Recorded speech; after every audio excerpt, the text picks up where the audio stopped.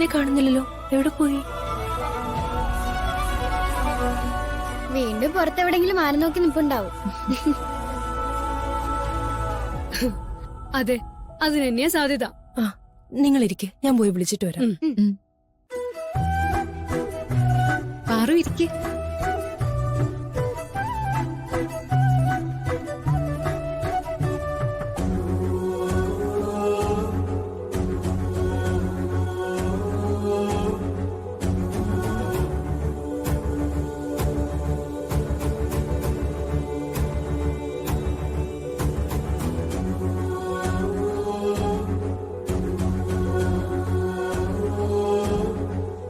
പാറു, പഠനത്തിലത്തെ സൗകര്യങ്ങളൊന്നും ഇവിടെ ഇല്ലാന്നറിയാലോ.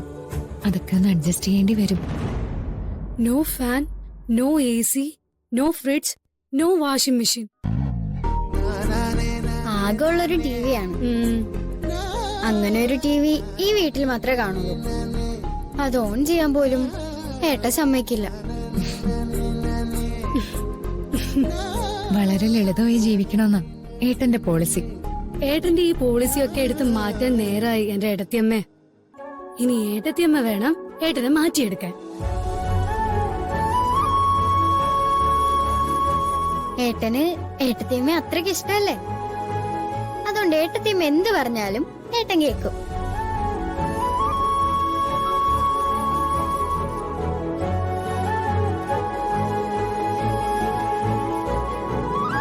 ഏട്ടന് വേറെ കുഴപ്പമൊന്നുമില്ല. ഇത്തിരി പഴഞ്ചൻ ചിന്താഗതിയുണ്ട്. അതൊന്നും മാറിയാ മതി. അതന്നെ ഞങ്ങളും പറഞ്ഞു വന്നേ.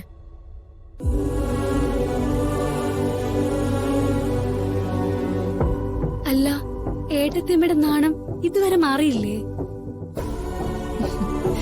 എന്റെ പാറു, ഇനി ആ നാണമൊക്കെ ഒന്ന് മതിയാക്ക്. ഈ വീട് പണ്ട് മുതലേ പാറുന്റെയും കൂടെ വീടല്ലേ. പിന്നെ എന്തിനെങ്ങനെ ഒതുങ്ങിക്കൂടുന്നേ? പാറു മുമ്പ് ഇവിടെ വരുമ്പോ എങ്ങനെയാണോ പെരുമാറിയിരുന്നത് അതുപോലെ തന്നെ പെരുമാറിയാ മതി.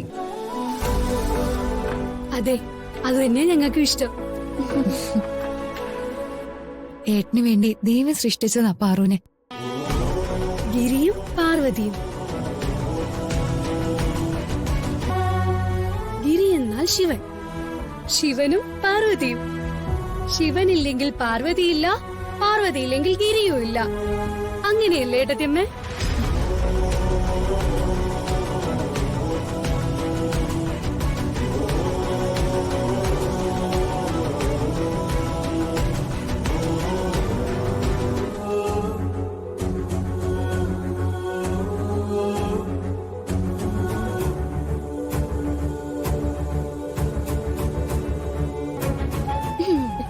കുഞ്ഞി, എഴുന്നേറ്റ്. ഇന്നു മുതലേ ഇത് നമ്മുടെ മുറിയൊന്നും അല്ല. ഓ, എഴുന്നേക്ക് കുഞ്ഞി. എണീക്ക് അങ്ങോട്ട്. ഞാൻ കുറച്ചു നേരം കൂടെ ഏട്ടത്തിയമ്മരോട് ഇരുന്നു. ആഹാ, നായകൻ വന്നല്ലോ.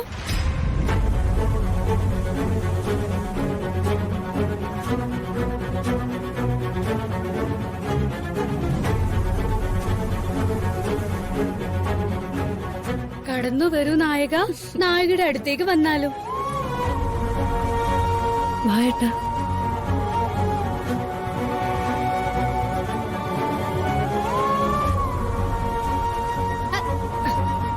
ഇങ്ങോട്ട് വന്നേ.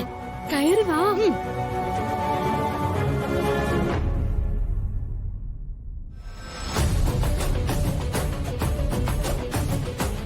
ഏട്ടത്തിയമ്മ ഇവിടെ കാത്തിരിക്കായിരുന്നു.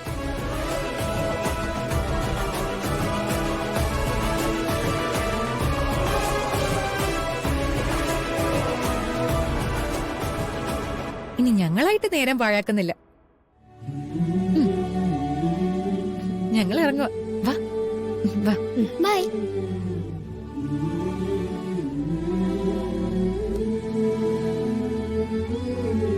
അപ്പോ യുവമിഥുനങ്ങൾക്ക് ശുഭരാത്രി.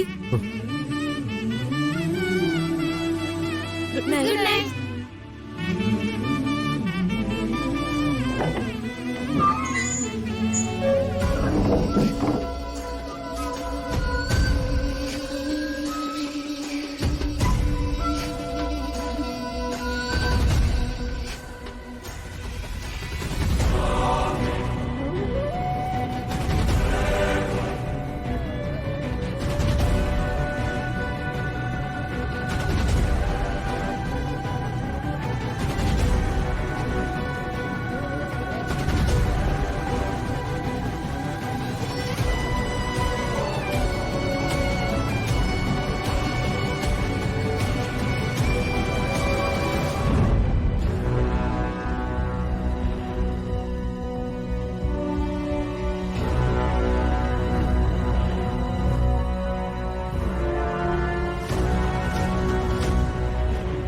ഓ